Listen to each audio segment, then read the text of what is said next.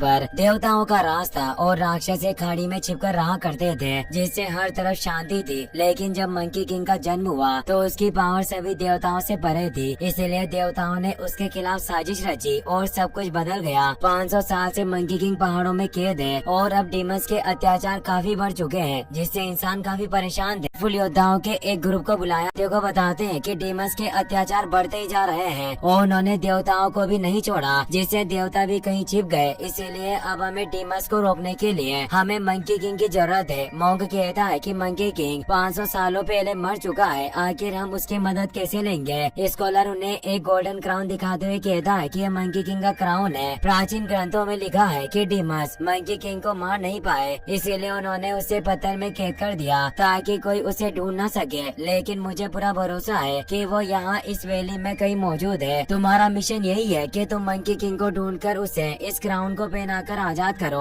और फिर तुम्हें उसके साथ सेक्रेड स्क्रॉल्स ढूंढकर वेस्टर्न माउंटेन पर जाना होगा। सिर्फ उन स्क्रॉल्स की मदद से हम डीमंस को हराकर इस दुनिया को बचा सकते हैं, क्योंकि उन स्क्रॉल्स के अंदर प्राचीन जादू छिपा है जिससे असीम शक्ति मिलेगी। तभी हवा के झोंके से दरवाजा खुलता है। इनके साथी उसे लड़ने के लिए जाते हैं, पर उसने अपनी टेलीकिनेसिस पावर का इस्तेमाल करके उन्हें दूर गिरा दिया। गेक्सिन खुद उससे फाइट करने लगता है। मौके का फायदा उठाकर स्कॉलर तुरंत मंकी किंग के क्राउन को दीवार में बने खुफिया शेल में छिपा देता है और अपने बेटे को भी बक्से में छिपा देता है ताकि फोंट डीमन उसे चोट न पहुंचा सके। फोंट डीमन ने गेक्सिन को मार दिया था। स्कॉलर तलवार लेकर उसे लड़ने की कोशिश करता है, लेकिन फोंट डीमन ने आसानी से उसे घायल कर दिया। फोंट डीमन अपनी पावर से इधर उधर क्राउन को ढूंढने लगता है और अचानक दीवार में खुफिया शेल खुल गया, जिसके अंदर से उसे गोल्डन क्राउन मिलता है। वो घर में एक डिवाइस छोड़कर वहाँ से चला गया। लड़की स्कॉलर के पास आकर उसे संभालने लगी। वो कहता है कि तुम सब कुछ जानती हो, इसीलिए तुम्हें मंकी किंग को ढूंढना होगा। बस ये याद रखना कि उम्मीद कभी नहीं मरती। आज से तुम्हारा नाम त्रिपिताका होगा। ये एक पवित्र नाम है। साथ ही वो उसे एक हेयरपिन देता है और इतने में उसकी मौत हो गई। फोंट डीमन का डिवाइस धीरे धीरे करके आसपास की चीजों को अपने अंदर खींच रहा था, इसीलिए त्रिपिताका बाहर निकल गई और एक पहाड़ पर चढ़ने लगी। तभी उसके पास बिजली गिरती है, जिसकी वजह से वहाँ एक छेद हो गया। त्रिपिताका को उसके अंदर एक चेहरा दिखाई देता है, जिससे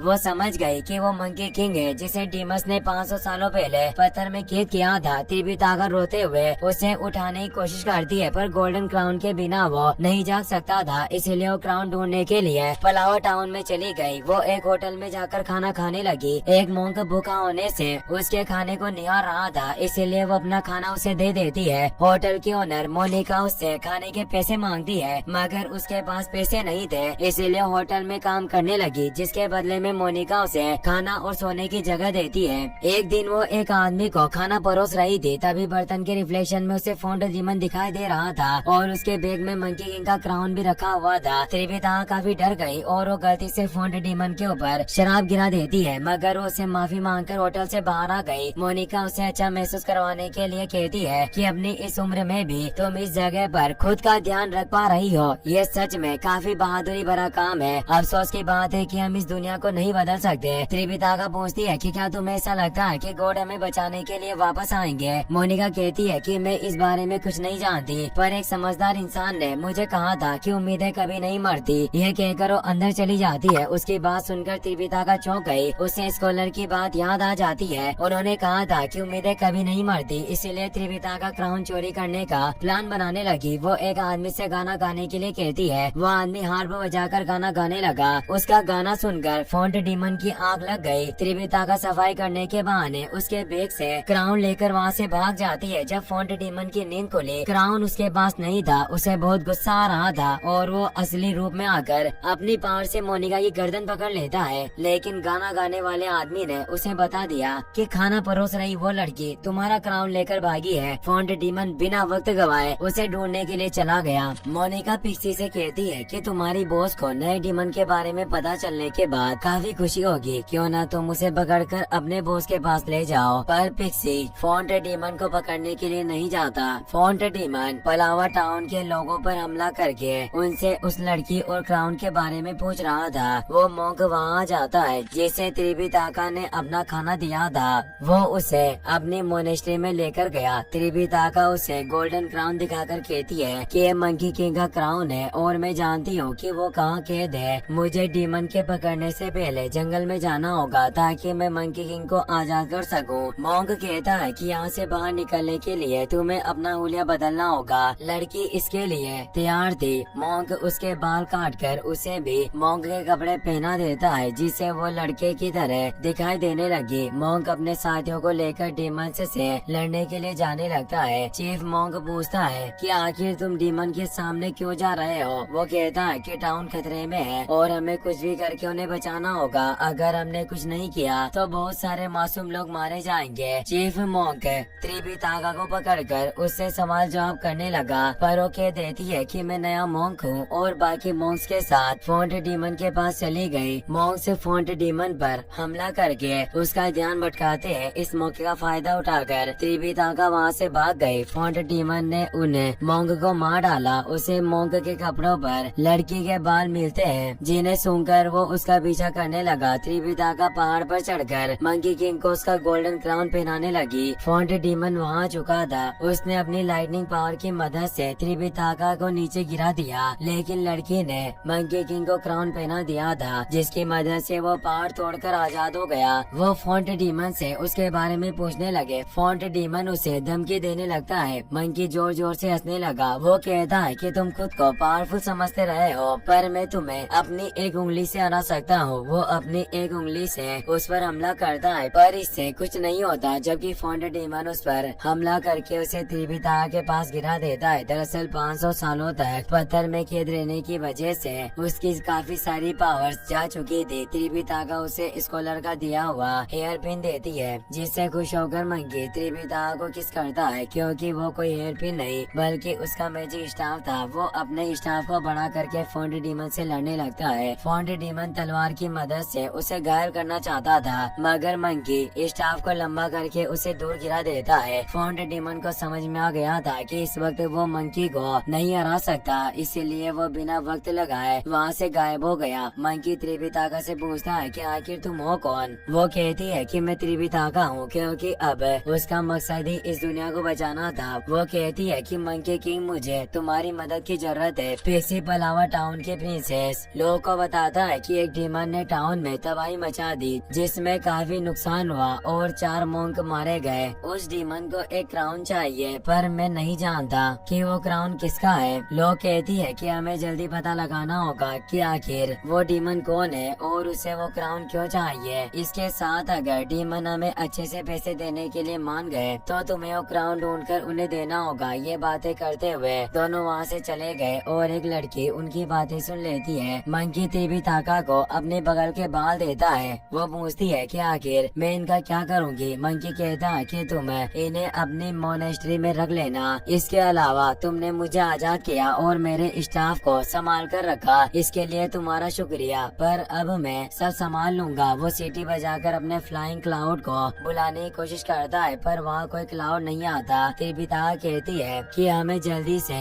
सेक्रेट स्क्रॉल्स को ढूंढकर वेस्ट की तरफ जाना होगा, इसीलिए मैंने तुम्हें आजाद किया है। मंकी कहता है कि मैंने आज से पहले कभी भी तुम्हारा नाम नहीं सुना, तो आखिर मैं तुम्हारी मदद क्यों करूं। वो कहती है कि तुम समझ नहीं रहे हो, पर तुम पिछले 500 सालों से पत्थर में कैद थे। तुम नहीं जानते कि इस वक्त दुनिया में क्या चल रहा है। अभी डीमंस इस दुनिया पर राज करते हैं और उन्हें रोकने के लिए हमें सेक्रेट स्क्रॉल्स को ढूंढना होगा। ये बात सुनकर मंकी के होश उड़ गए। त्रिपिताका उसे खाना खिलाने के लिए मोनिका के होटल में लेकर जाती है। मोनिका त्रिपिताका को पहचान गई थी, पर फिर भी वो उसे इस बारे में नहीं बताती। त्रिपिताका मंकी को बताती है कि मेरे मास्टर स्कॉलर डीमंस के खिलाफ थे, उन्होंने ही मुझे तुम्हें आजाद करने के लिए कहा था, ताकि हम सेक्रेट स्क्रॉल्स को ढूंढकर वेस्टर्न माउंटेन से जाएं और डीमंस को खत्म कर सके। लेकिन मंकी उसके बातों को नजरअंदाज करके सिर्फ खाने पर ध्यान दे रहा था। वो कहता है कि मैं तुम्हारे कहने पर कुछ नहीं करने वाला, मैं सिर्फ गोरसे की बात मानता हूँ, इसीलिए तुम्हें मुझे ये सब बताने की जरूरत नहीं। त्रिपिताका कहती है कि तुम कुछ वक्त के लिए यहीं रुकना और कोशिश करना कि किसी को तुम्हारी असलियत के बारे में पता न चले। मैं कुछ वक्त में वापस आ जाऊंगी। ये कहकर वो वहाँ से चली गई। मंकी अपने सिर से क्राउन को निकालने की कोशिश कर रहा था, पर क्राउन उसके सिर से जुड़ गया और वो उसे उतार नहीं पाता। वो गलती से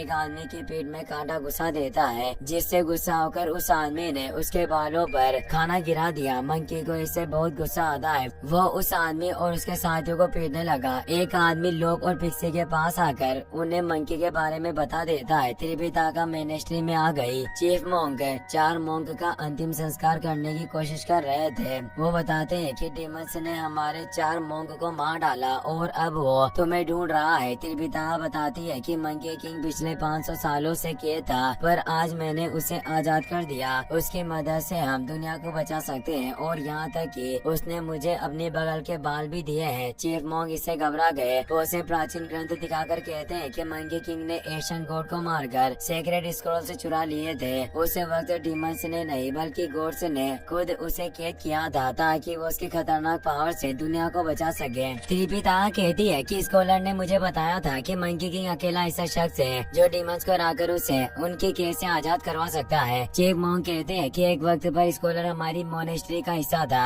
हमने काफी वक्त साथ मिलकर काम किया, पर अचानक उसके दिमाग में कोई ख्याल आया और वो हमारी टीचिंग से बाहर निकलकर अपनी जॉब ढूंढने लगा। खैर अब वो कहाँ है? वो बताती है कि स्कॉलर की मौत हो चुकी है, पर मुझे समझ नहीं आ रहा है कि इतनी सब चीजें सिखाने के बाद भी उसने मुझे मंकी किंग का सच क्यों नहीं बताया। चीफ मोंक कहते हैं कि तुम्हें देखकर ऐसा लगता है कि तुम काफी समझदार हो और इस खतरनाक दुनिया में भी खुद की रक्षा कर सकती हो। तुम्हें मंकी किंग के पीछे अपनी जिंदगी बर्बाद करने की जरूरत नहीं। ये कहते हुए वो वहाँ से चले गए। त्रिपिताका मोनिका के होटल में जाती है। पिक्सी मोनिका से मंकी के बारे में पूछताछ कर रहा था। वो पूछता है कि क्या तुमने पहले उसे कभी देखा है और क्या उसके साथ कोई दूसरा इंसान भी था। मोनिका त्रिपिताका को देख लेती है, पर फिर भी उसने पिक्सी को उसके बारे में नहीं बताया। पिक्सी गार्ड्स को लेकर वहाँ से चला जाता है और त्रिपिताका भी मंकी को ढूंढने लगी। वाटर गॉड सैंडी उसका पीछा करने लगती है। एक लड़का त्रिपिताका की हालत देखकर उसे खाना खाने के लिए देता है और उसके पास बैठकर उससे बातें करने लगा। तभी सैंडी ने वहाँ आकर उस पर हमला कर दिया। लड़का उससे बचकर वहाँ से भागने लगा और सैंडी भी उसका पीछा करने लगती है। त्रिपिताका उस लड़के को बचाने के लिए जाती है। अचानक मंकी उसके सामने आ गया। वो कहती है कि मैं मोनेस्ट्री में गई थी और वहाँ मुझे पता चला कि तुम कोई रक्षक नहीं बल्कि भक्षक हो। तुमने गॉड को मारकर सेक्रेट स्क्रॉल से चुराए। मंकी कहता है कि हर कहानी के 2 पहलू होते हैं। तुम्हें मेरी कहानी के बारे में कुछ नहीं पता, इसीलिए मुझे गलत ठहराने की भूल मत करो। अब मैं अपने पुराने दोस्त से मिलने के लिए जा रहा हूँ और सेक्रेट स्क्रॉल से एकदम सुरक्षित जगह पर है। यह कहकर वो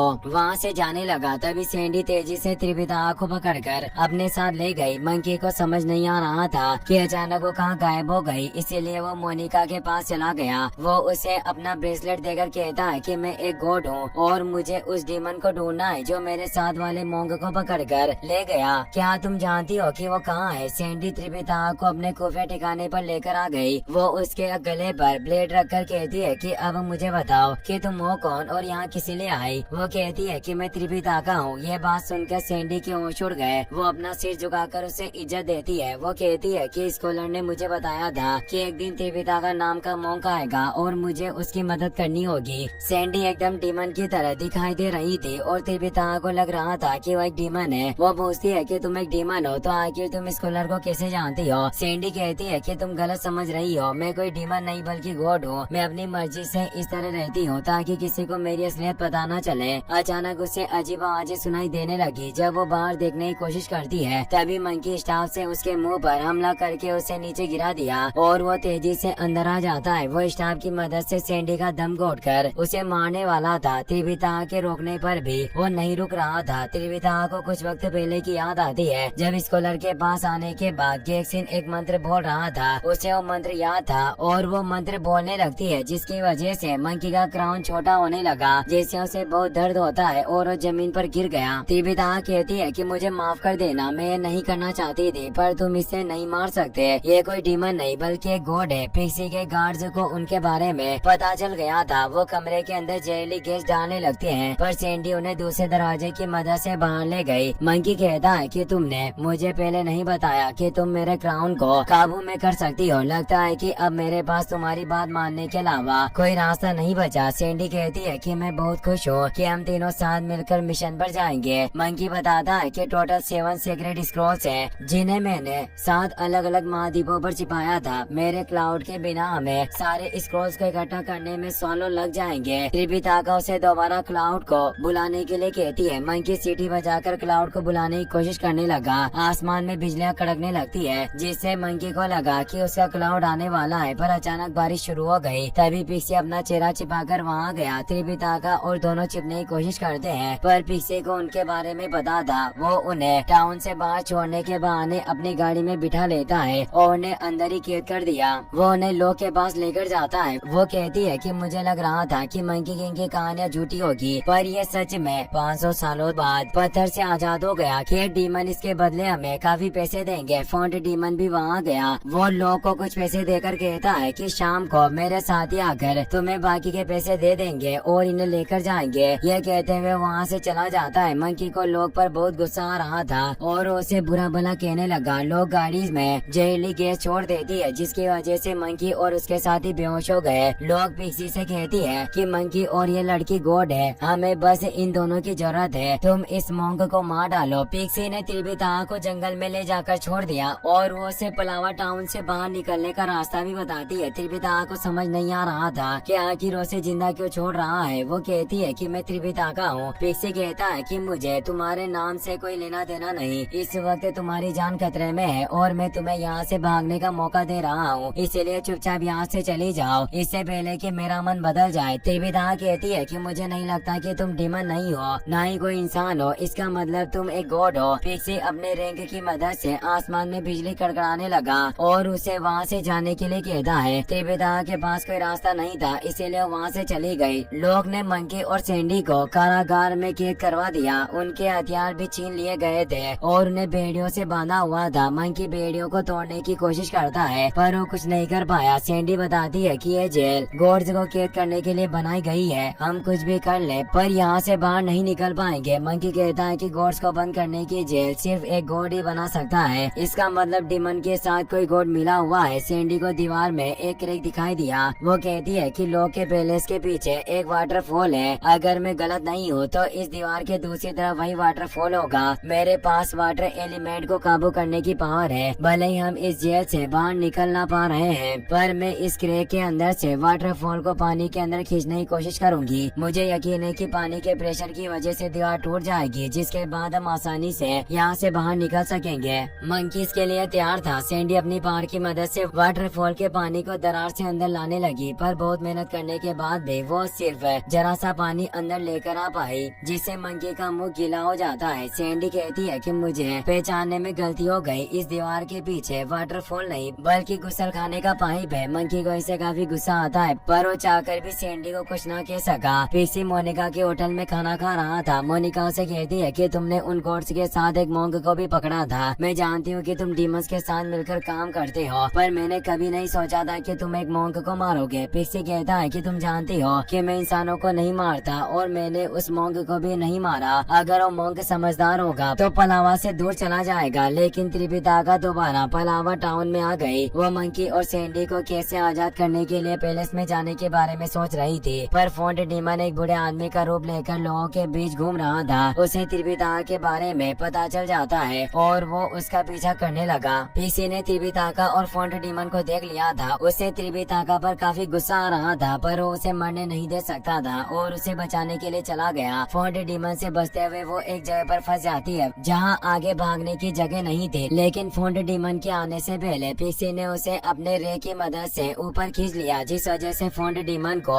उसके बारे में पता नहीं चला और वो वहाँ से चला जाता है। पिक्सी त्रिपिता से कहता है कि तुम सोच भी नहीं सकते कि तुम्हारे यहाँ होने से मुझे कितनी बड़ी मुसीबत का सामना करना पड़ेगा, आखिर तुम वापस क्यों आ गई। वो कहती है कि मैं मंकी को खतरे में छोड़कर भाग नहीं सकती, मुझे उसे आजाद करना होगा ताकि हम अपना मिशन पूरा कर सके। मैं जानती हूँ कि तुम एक गॉड हो, इसी वजह से तुमने मुझे नहीं मारा और उस डीमन से भी मेरी जान बचाई। तुम कितनी भी कोशिश क्यों ना कर लो, पर अपने अंदर की अच्छाई को नहीं छिपा सकते। पिक्सी कहता है कि मैं अपने काम से खुश हूँ, मैं गॉड्स को पकड़कर डीमंस को भेजता हूँ और मैं लोगों को उनके घर से बाहर निकालता हूँ। मैं सिर्फ वही करता हूँ जो डीमंस मुझे करने के लिए कहते हैं। मैंने लोग से कहा है कि मैंने तुम्हें मार डाला, अगर उसने तुम्हें जिंदा देख लिया तो हम दोनों को जिंदा नहीं छोड़ेगी। त्रिपिता कहती है कि तुम सिर्फ जिंदा रहने के लिए ये सब कर रहे हो, पर तुमने किसी की जान नहीं ली। अगर तुम मेरा साथ दो तो हम साथ मिलकर लोग को हरा सकते हैं। वो कहता है कि लोग तुम्हारी सोच से भी कहीं ज्यादा ताकतवर है, उसके पास खतरनाक डीमंस की एक पूरी आर्मी है और डीमंस किसी भी वक्त यहाँ आ सकते हैं, हम उनका कुछ नहीं बिगाड़ सकते। त्रिपिता कहती है कि मुझे माफ कर देना, पर मेरे पास कोई दूसरा रास्ता नहीं बचा,